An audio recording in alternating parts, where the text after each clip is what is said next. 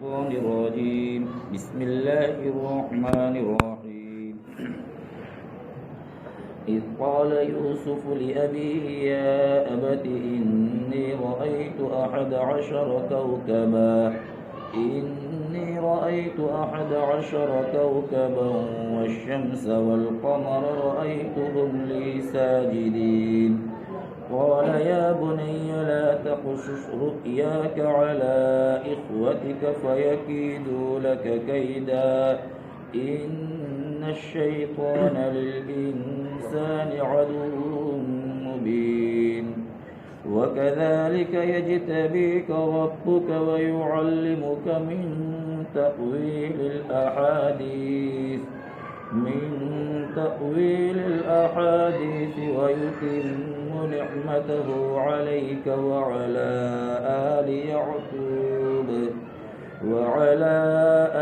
يعقوب كما أتمها على أبويك من قبل إبراهيم وإسحاق إن ربك عليم حكيم. جس وقت کہا یوسف علیہ السلام نے اپنے والد سے، ابا جی سچ مچ میں نے ایک خواب دیکھا ہے کہ 11 ستارے اور سورج اور چاند اپنے لیے سجدہ کرتے ہیں. یعقوب علیہ السلام نے فرمایا، اے میرے پیارے بیٹے، نہ بیان کر دینا اپنا خواب اپنے بھائیوں سے، ورنہ وہ چال چلیں گے تیرے ساتھ کوئی چال. بلا شبہ شیطان انسان کا کھلا ہوا دشمن ہے، اور اسی طرح منتخب فرمائیں گے تجھے تیرے پروردگار اور سکھلائیں گے تجھے باتوں کا مطلب نکالنا، اور پوری فرمائیں گے وہ اپنی نعمت تجھ پر اور یعقوب علیہ السلام کے خاندان پر، جس طرح پوری فرمائی وہ نعمت تیرے بزرگوں پر اس سے پہلے، یعنی ابراہیم اور اسحاق علیہ السلام پر. بے شک تیرے پروردگار سب کچھ جاننے والے بڑی حکمت والے ہیں. یہ آیات جو آپ کے سامنے تلاوت کی، اب ان آیات کے اندر حضرت یوسف علیہ السلام کا واقعہ شروع ہو رہا ہے. حضرت یعقوب علیہ السلام کے 12 صاحبزادے تھے، جن میں حضرت یوسف علیہ السلام اور بنیامین یہ حقیقی بھائی تھے اور سب سے چھوٹے تھے. باقی 10 بھائی یہ سوتیلے تھے، دوسری ماں سے تھے، اور زمانے کے دستور کے موافق ان کو حضرت یوسف علیہ السلام سے رقابت تھی، یعنی مخالفت تھی سوتیلے بھائیوں کو. حضرت یوسف علیہ نبینا علیہ السلام نے بچپن میں ایک خواب دیکھا، اور بڑا ہی عجیب و غریب خواب دیکھا. وہ خواب قرآن کریم اس خواب کے ذکر سے واقعے کا آغاز کرتا ہے. جو آیات آپ کے سامنے تلاوت کی اس کے اندر اس واقعے کا خواب کا تذکرہ ہے. جس وقت یوسف علیہ السلام نے اپنے والد سے کہا، ابا جی سچ مچ میں نے 11 ستارے اور سورج اور چاند دیکھے، میں نے ان کو اپنے لیے سجدہ کرتے دیکھا. ننھے یوسف کا خواب کتنا سہانا اور کتنا پیارا اور کتنا دلچسپ ہے. منع نے دیکھا، یعنی یوسف علیہ السلام نے دیکھا کہ جگمگ جگمگ کرتے 11 ستارے اور سورج اور چمکتا چاند اسے سجدہ کر رہے ہیں. حضرت یوسف علیہ السلام کو یہ خواب بڑا ہی عجیب معلوم ہوا.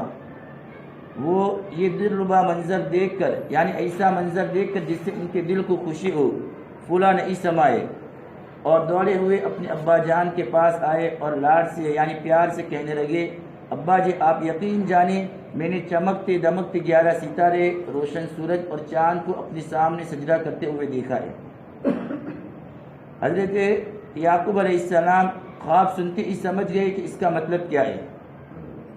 خواب میں جس قدر دلچسپ تھا، یہ خواب جتنا دلچسپ تھا اسی قدر بلندیوں اور عظمتوں سے بھرا ہوا تھا، اور صبح کی طرح اس کی تعبیر بھی ایک دم واضح تھی، آیا تھی.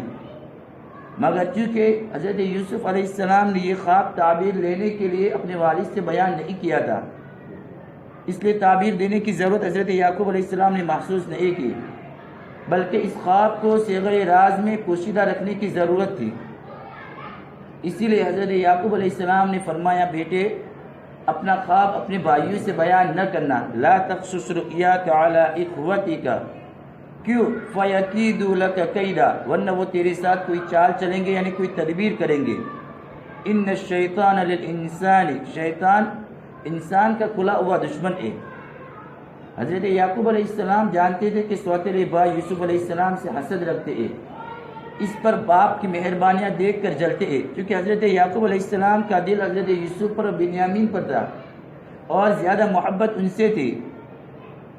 اب شفقتیں دیکھ کر وہ جلتے تھے دل ہی دل میں۔ اس وجہ سے آپ نے یوسف علیہ السلام کو نصیحت فرمائی کہ پیارے ہوشیار رہنا اور اپنا خواب اپنے بھائیوں سے بیان نہ کرنا، اندیشہ ہے کہ وہ تیرے در پہ آزار ہو جائے، اور شیطان سے کیا اطمینان ہے کہ کیونکہ وہ تو انسان کا کھلا ہوا دشمن ہے، وہ تیری ایذا رسانی کے لیے ضرور بھی ضرور ان سے کوئی ناروا حرکت کرا دے گا۔ اس لیے اے میرے پیارے بیٹے اپنا خواب چھپائے رکھنا اور بھول کر بھی اپنے بھائیوں کے سامنے اس کا اظہار نہ کرنا۔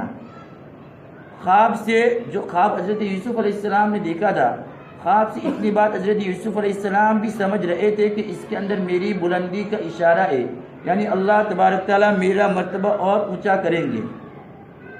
یہ حضرت یوسف علیہ السلام کا ایک خواب تھا۔ اس خواب کی تعبیر کے متعلق سیدنا حضرت عبداللہ ابن عباس رضی اللہ عنہ نے فرمایا کہ 11 ستاروں سے مراد 11 بھائی ہے، سورج سے مراد والد محترم حضرت یعقوب علیہ السلام ہے، اور چاند سے مراد ان کے والدہ تھی۔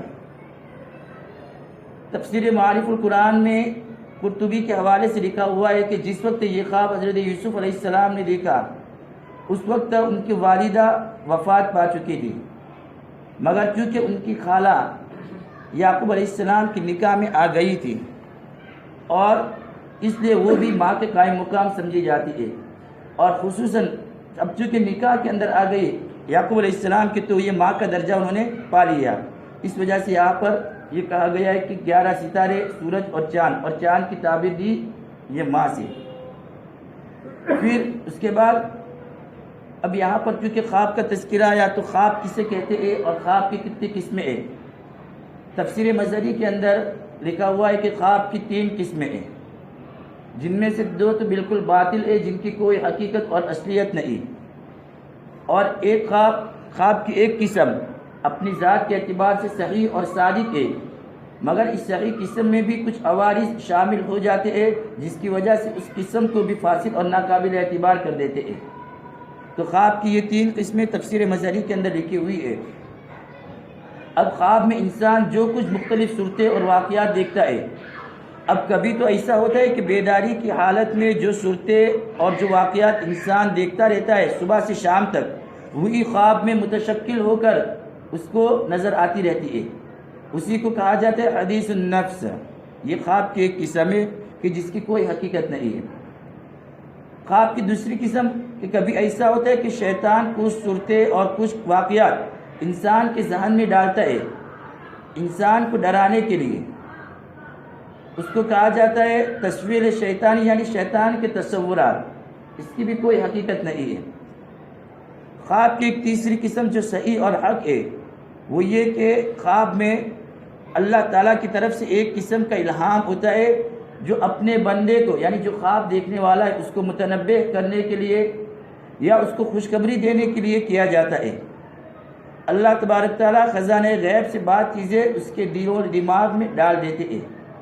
چنانچہ حدیث پاک میں آتا ہے، نبی پاک صلی اللہ علیہ وسلم نے حدیث پاک میں ارشاد فرمایا کہ مومن کا خواب ایک کلام ہے، ایک گفتگو ہے جس میں وہ اللہ تبارک تعالیٰ سے شرف گفتگو حاصل کرتا ہے۔ یہ خواب کی 3 قسمیں آپ کے سامنے بیان فرمائی۔ اب دوسری بات، انبیاء علیہ السلام کا جو خواب ہوتا ہے یہ وحی کے درجے میں ہوتا ہے، اسی لیے ہمیں معلوم ہونا چاہیے کہ حضرت ابراہیم علیہ السلام کو حضرت اسماعیل علیہ السلام کی قربانی کا جو حکم دیا گیا وہ بذریعہ خواب دیا گیا تھا کہ ابراہیم علیہ السلام کو خواب آیا مسلسل 3 دن۔ تو انبیاء علیہ السلام کا خواب یہ وحی کا درجہ رکھتا ہے، لیکن عام مسلمانوں کے خواب میں ہر طرح کے احتمال ہوتے ہیں، اس لیے وہ کسی کے لیے حجت اور دلیل نہیں ہو سکتا۔ اب چونکہ عام مسلمانوں کے خواب میں بعض اوقات طبعی اور نفسانی صورتوں کی آمیزش ہو جاتی ہے، اور بعض اوقات گناہوں کی ظلمت اور کدورت صحیح خواب پر چھا جا کر وہ اس کو ناقابل اعتبار بنا دیتی ہے، اس لیے عام مسلمانوں کا خواب یہ قابل حجت اور دلیل نہیں۔ اور انبیاء علیہ السلام کا خواب یہ وحی کا درجہ رکھتا ہے۔ خواب کی جو 3 قسمیں میں نے آپ کے سامنے بیان کی، یہی تفصیل نبی پاک صلی اللہ علیہ وسلم سے بھی منقول ہے کہ آپ نے فرمایا کہ خواب کی 3 قسمیں ہیں۔ ایک قسم شیطانی، جس کو میں نے آپ کے سامنے بیان کیا کہ شیطان کچھ صورتیں اور کچھ واقعات انسان کے ذہن میں ڈالتا ہے اس کو ڈرانے کے لیے، جس کو تصویر شیطانی یعنی شیطان کے تصورات کہا جاتا ہے۔ اور ایک قسم وہ کہ جو آدمی اپنی بیداری کی حالت میں جو صورتیں دیکھتا ہے وہی رات کو خواب میں اس کے سامنے گھومتی رہتی ہے، اس کو حدیث النفس کہا جاتا ہے۔ اور تیسری قسم جو صحیح اور حق ہے وہ نبوت کے اجزاء میں سے 46واں حصہ ہے۔ یہ اللہ کے نبی علیہ السلام نے خواب کی 3 قسمیں بیان فرمائی۔ ایک بات 2 باتیں آپ کے سامنے خواب کے تعلق سے ہوئی۔ تیسری بات، عام طور پر اور اللہ کا دستور یہی ہے کہ سچے اور نیک لوگوں کے خواب جو ہوتے وہ عموماً سچے ہی ہوتے ہیں، اور فساق اور فجار کے خواب عموماً اور اکثر و بیشتر حدیث النفس یا شیطان کے تصورات ہوتے ہیں، لیکن کبھی کبھی اس کے برعکس بھی ہو جاتے، اس کے خلاف بھی ہوتا ہے۔ جیسا کہ خود اسی سورہ یوسف میں حضرت یوسف علیہ السلام کے جیل کے 2 ساتھیوں کے خواب اور ان کا سچا ہونا، کہ جیل کے اندر 2 ساتھی نے خواب دیکھا تھا اور حضرت یوسف علیہ السلام سے اس کی تعبیر پوچھی تھی جو بعد میں صحیح ثابت ہوئی۔ اسی طرح بادشاہ مصر کا خواب اور اس کی تعبیر حضرت یوسف علیہ السلام نے دی، یہ تینوں مسلمان نہیں تھے، غیر تھے۔ تو عادت اللہ تو یہی ہے کہ عام مسلمانوں کے خواب اور نیک لوگوں کے خواب سچے ہوتے ہیں، لیکن کبھی کبھی فساق اور فجار کے خواب بھی سچے ہو جاتے ہیں۔ تو کسی کے خواب کے سچے ہونے سے یہ کوئی دلیل نہیں پکڑی جا سکتی کہ یہ نیک ہوگا اور اللہ کیا مقبول ہوگا۔ یہ خواب کے بارے میں 3 باتیں میں نے آپ کے سامنے بیان کی۔ اب کچھ مسائل ہیں جو اس آیت کریمہ سے ثابت ہوتے وہ بھی ذہن نشین کر لیجئے۔ حضرت یعقوب علیہ السلام نے حضرت یوسف علیہ السلام سے فرمایا کہ اپنا خواب اپنے بھائیوں کے سامنے بیان نہ کرنا۔ حضرت یعقوب علیہ السلام نے منع فرمایا۔ اس سے معلوم ہوا کہ خواب ایسے شخص کے سامنے بیان نہ کرنا چاہیے جو اس کا خیر خواہ اور ہمدرد نہ ہو، اور نہ ایسے شخص کے سامنے جو تعبیر نہ جانتا ہو، خواب کی تعبیر سے واقف نہ ہو، اس کے سامنے اپنا خواب بیان نہ کرنا چاہیے۔ چنانچہ ترمذی شریف کے اندر روایت ہے، نبی پاک صلی اللہ علیہ وسلم نے بیان فرمایا کہ سچا خواب نبوت کے اجزاء میں سے ایک جز ہے، اور خواب یہ معلق رہتا ہے، لٹکا ہوا رہتا ہے جب تک کسی سے بیان نہ کیا جائے۔ جب بیان کر دیا گیا اور سننے والے نے اس کی کوئی تعبیر بیان کر دی تو تعبیر کے مطابق یہ خواب واقع ہو جاتا ہے۔ اس لیے چاہیے خواب دیکھنے والے کو کہ وہ اپنا خواب کسی سے بیان نہ کرے، ہاں ایسے شخص کے سامنے جو عالم ہو، عاقل ہو، یا کم از کم اس کا دوست اور خیرخواہ اور ہمدرد ہو، اس کے سامنے اپنا خواب بیان کرنا چاہیے۔ پھر اسی طرح خواب کی جو 3 قسمیں آپ کے سامنے بیان فرمائی، اس کے اندر اللہ کے نبی علیہ السلام نے جو تیسری قسم جو صحیح اور حق ہے اس کے متعلق بیان فرمایا کہ اگر کوئی شخص خواب دیکھے اور اسے بھلا معلوم ہو تو اس کو چاہیے کہ لوگوں سے بیان کر دے، اور اگر اس میں کوئی بری بات نظر آئے خواب کے اندر تو وہ کسی سے نہ کہے بلکہ اٹھ کر نماز پڑھ لے۔ اور مسلم شریف کی روایت کے اندر یہاں تک ہے کہ اگر کوئی بری بات دیکھے خواب میں تو 3 مرتبہ بائیں طرف تھوک لے اور اعوذ باللہ من الشیطان الرجیم پڑھ لے اور اللہ سے اس کی برائی سے پناہ مانگے اور کسی سے اس خواب کا کوئی تذکرہ نہ کرے۔ تو یہ خواب جب یہ عمل کر لے گا، بائیں طرف تھوک کے اعوذ باللہ من الشیطان الرجیم پڑھ لے گا تو یہ خواب اس کو کوئی نقصان نہیں پہنچائے گا۔ ایک مسئلہ کہ ہر کسی کے سامنے اپنا خواب بیان نہیں کرنا چاہیے، ہاں اس شخص کے سامنے اپنا خواب بیان کرنا چاہیے جو خیر خواہ ہو، ہمدرد ہو، خواب کی تعبیر سے واقف ہو۔ دوسرا مسئلہ، اس آیت کریمہ سے یہ معلوم ہوا کہ جس خواب میں کوئی تکلیف دے اور مصیبت کی بات ہمیں نظر آئے وہ کسی سے بیان نہ کرے۔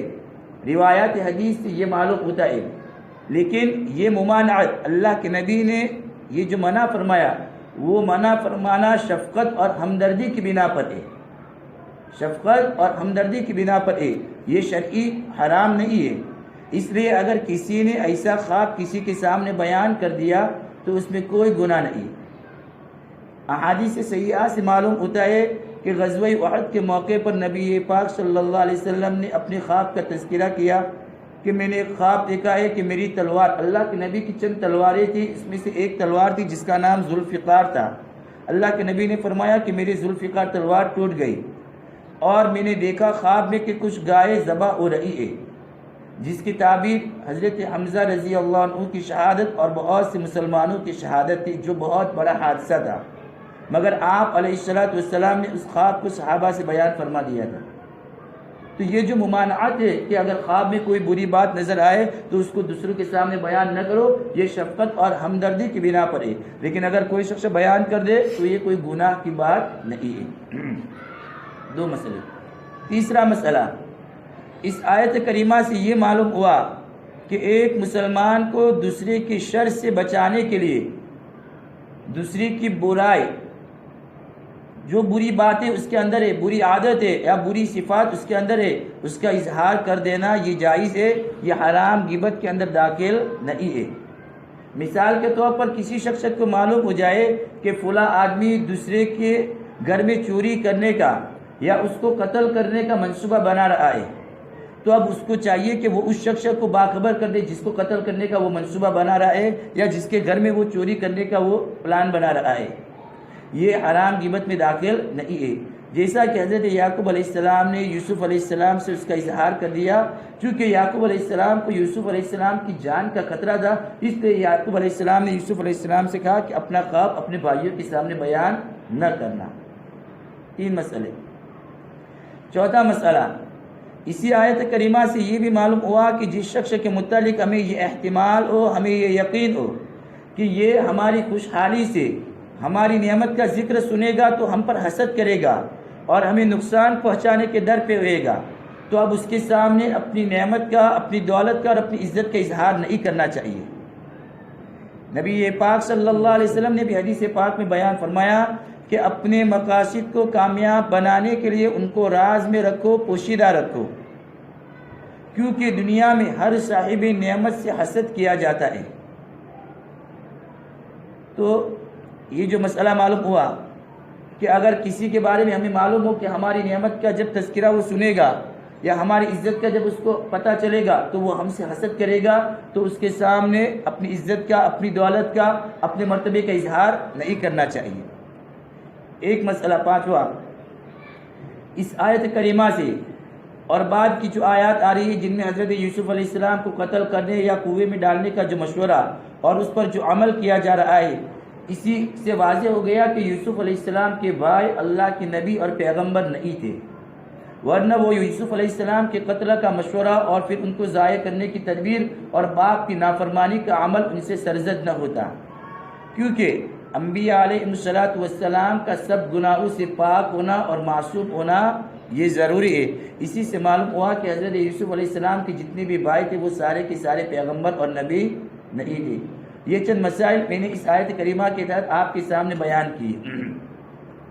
اس کے بعد حضرت یعقوب علیہ السلام نے فرمایا، اسی طرح وَكَذَلِكَ، اسی طرح تیرا پروردگار تجھے منتخب فرمائیں گے اور تجھے معاملہ فہمی کا حصہ عطا فرمائیں گے، اور تجھ پر یعنی یوسف علیہ السلام پر اور خاندان یعقوب پر اپنی نعمت پوری فرمائیں گے، جس طرح ماضی میں تیرے بزرگوں یعنی ابراہیم اور اسحاق علیہ السلام پر اپنی نعمت اللہ تبارک تعالیٰ پوری فرما چکے ہیں۔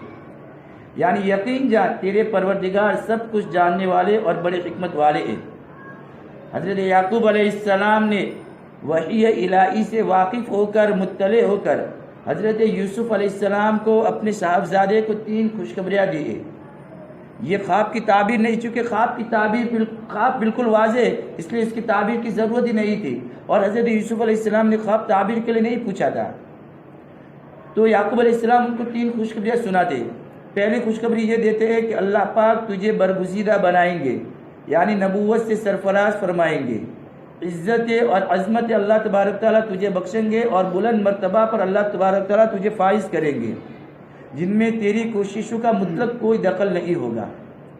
جس طرح اللہ تبارک تعالیٰ نے تمہیں اتنا اچھا خواب دکھایا ہے اسی طرح اللہ تبارک تعالیٰ اپنی رحمت سے اپنی بارگاہ میں بلند مقام عطا فرمائیں گے اور ہر طرح کی ظاہری اور باطنی نعمتوں سے اللہ تبارک تعالیٰ تمہیں نوازیں گے۔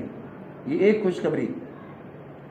دوسری خوشخبری حضرت یعقوب علیہ السلام نے یہ دی کہ اللہ پاک تمہیں معاملہ فہمی کا اور حقیقت تک پہنچنے کا جوہر عطا فرمائیں گے، یعنی اللہ تبارک تعالیٰ ایسا علم تجھے عطا فرمائیں گے کہ جس کے ذریعے تم معاملے کی تہ تک پہنچ جاؤ گے، بات کی تہ تک پہنچیں گے، اور وہ بصیرت تمہیں عطا فرمائیں گے جس سے تم ہر معاملے کی گہرائی میں اترنے اور اس کی تہ کو پا لینے کے قابل ہو جاؤ گے۔ گویا کہ ہر چیز کا مقصد تم پا لو گے اور ہر واقعے کا مطلب تم سمجھ لو گے، بات کتنی ہی الجھی ہوئی کیوں نہ ہو، لیکن اس کو اس کے ٹھکانے تک پہنچانے کی صحیح سمجھ اور صحیح گن اللہ تبارک تعالیٰ تجھے سکھا دیں گے اور سمجھا دیں گے۔ یہ دو خوشخبریاں حضرت یعقوب علیہ السلام نے سنائی۔ اور تیسری خوشخبری یہ سنائی کہ عام طور پر اور خاص طور پر پورے خاندان پر اللہ تبارک تعالیٰ انعامات فرمائیں گے، یعنی خاص طور پر تو حضرت یوسف علیہ السلام پر اور عام طور پر پورے خاندان یعقوب پر اللہ تبارک تعالیٰ انعامات کی بارش فرمائیں گے، جس طرح ماضی میں تمہارے بزرگوں پر اللہ تبارک تعالیٰ انعامات کی بارش فرماتے رہے ہیں۔ حضرت ابراہیم علیہ السلام پر جو تمہارے پردادا ہے، حضرت اسحاق علیہ السلام پر جو تمہارے دادا ہے، کہ اللہ پاک نے اپنی نعمتیں پوری فرمائی، اسی طرح انشاءاللہ یہ سلسلہ بھی جاری اور ساری رہے گا۔ حضرت یعقوب علیہ السلام نے اپنا تذکرہ نہیں فرمایا، یہ تواضعاً حضرت یعقوب علیہ السلام نے اپنا تذکرہ نہیں فرمایا، ایک جواب۔ دوسرا کہ بیٹے کے سامنے باپ کا حال معلوم ہے کہ والد بھی نبی ہے، دادا بھی نبی اور پردادا بھی نبی۔ اب ایک دوسری بات، عام طور پر یہ دیکھا جاتا ہے کہ خاندانی عظمتیں اور بزرگیاں اور عزت زیادہ سے زیادہ 3 پشتوں تک جاتی ہے۔ بیٹے کو تو عام طور پر پہنچتی ہے اور پوتوں تک شاذ و نادر ہی پہنچتی ہے۔ بس اگر کسی خاندان میں پروتوں تک یہ میراث پہنچے تو بہت بڑا شکر کا مقام ہے، پروت یعنی پر پوتوں تک۔ حضرت یعقوب علیہ السلام نے بیٹے کے سامنے یہ باتیں ذکر کر کے اللہ تبارک تعالیٰ کا شکر ادا کیا، چونکہ بیٹا نبی، پھر یعنی ابھی نبی نہیں، بعد میں اللہ ان کو نبوت سے سرفراز کریں گے، والد نبی، پھر دادا نبی اور پردادا بھی نبی۔ اور حضرت یعقوب علیہ السلام اپنے بیٹے سے فرما رہے ہیں کہ یقین جان تیرا پروردگار سب کچھ جاننے والے اور بڑی حکمت والے ہیں، جو جس کے قابل نظر آتا ہے اسی کو وہ چیز دیتے ہیں۔ ان کو یعنی اللہ تبارک تعالیٰ کو نہ پوتوں سے کوئی بیر ہے نہ پروتوں سے کوئی دشمنی ہے۔ تجھ سے کیا زید تھی اگر وہ تو کسی قابل ہوتا؟ اگر کوئی خاندان قابلیت پیدا کرتا رہے تو اللہ تبارک تعالیٰ پروتوں تک تو کیا 100 پشتوں تک اللہ انعامات کی بارش فرمانے کے لیے تیار ہے، لیکن اگر کوئی قابلیتوں سے خالی ہو، تہی دامن ہو، تو اس وقت بیٹا بھی محروم رہ جائے گا۔ پوتوں کا تو تذکرہ، پر پوتوں کا تذکرہ ہی تو کیا بیٹا بھی محروم ہو جاتا ہے۔ اسی لیے تو حدیث پاک میں اللہ کے نبی علیہ السلام نے اس خاندان کی یعنی یعقوب علیہ السلام کے خاندان کی تعریف فرماتے ہوئے فرمایا الکریم ابن الکریم ابن الکریم ابن الکریم، یعنی یوسف بن یعقوب بن اسحاق اور بن ابراہیم، کہ بیٹا بھی نبی، والد بھی نبی، دادا بھی نبی اور پردادا بھی نبی۔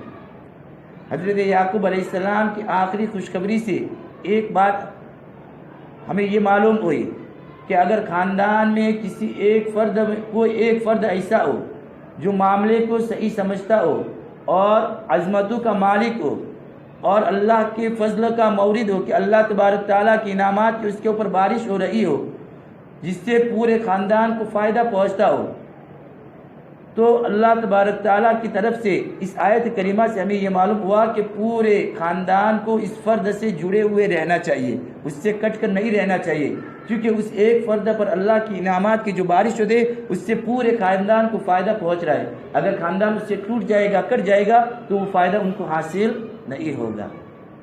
ایک آخری بات، حضرت یوسف علیہ السلام نے جو یہ خواب دیکھا کہ میں نے 11 ستاروں کو، سورج کو اور چاند کو دیکھا کہ وہ مجھے سجدہ کر رہے ہیں، یہ خواب حضرت یوسف علیہ السلام نے دیکھا، لیکن اس خواب کی تعبیر 40 سال کے بعد ظاہر ہوئی۔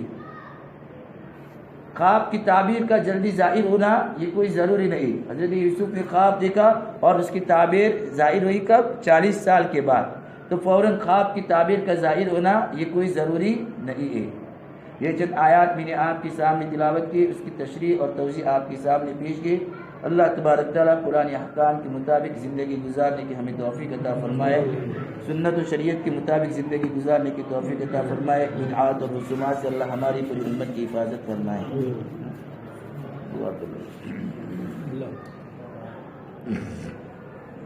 سبحانك اللهم وبحمدك وتبارك اسمك وتعالى جدك ولا إله غيرك.